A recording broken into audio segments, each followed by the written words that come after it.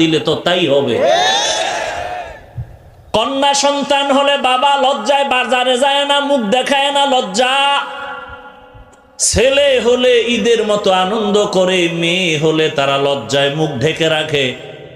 কন্যা তাদের অভিশপ্ত, মেয়েদের পছন্দ করে না। ঠিক এমন সময় রহমতের নবী মক্কা নগরীতে আসছেন, উত্তম আদর্শ নিয়ে আগমন করেছেন। নবীর 25 বছরের এই যৌবনে তার কুমারী মেয়ে দরকার, কিন্তু আমার আল্লাহ সারা দুনিয়ার মানুষের জানায় দিলেন নারীর অধিকার কেউ দেয় নাই, আমি আল্লাহ মুহাম্মদের মাধ্যমে কিয়ামত পর্যন্ত নারীর অধিকার দিয়ে গেলাম। বিধবা নারী পছন্দ করো না, মুহাম্মদের মতো ব্যক্তি তার ভরা যৌবন 25 বছর, কুমারী কোনো মেয়ে না। 2 জন স্বামী বিদায়ের পরে এক নারী, তাও নবীর থেকে অনেক বেশি বয়স 40, তাও 2 সন্তান হয়ে গেল। এই সময় নবী তার সাথে বিবাহের বন্ধনে আসলেন।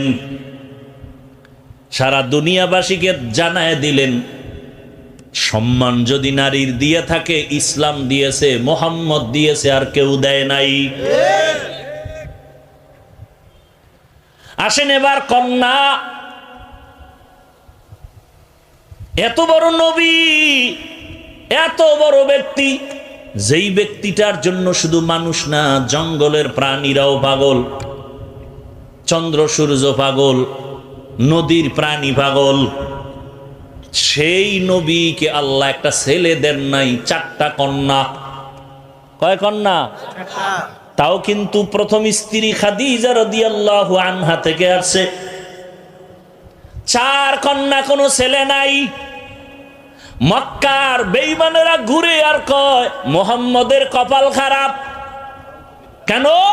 কয় মইরা গেলে বংশ শেষ, ধইরা রাখার কোনো ছেলে নাই। নবীও কেমন যেন একটু মনে কষ্ট লাগছে। আল্লাহ কয় কেন কষ্ট করেন?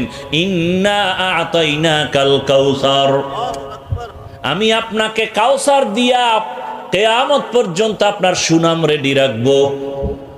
ওই বেঈমানের নাম দুনিয়ার কেউ জানে না, হাদিসে না আসলে আমরা আলেমরাও জানতাম না, কিন্তু মুহাম্মদের সুনাম চলতেছে আকাশে বাতাসে, অল টাইম, কিয়ামত পর্যন্ত চলবে।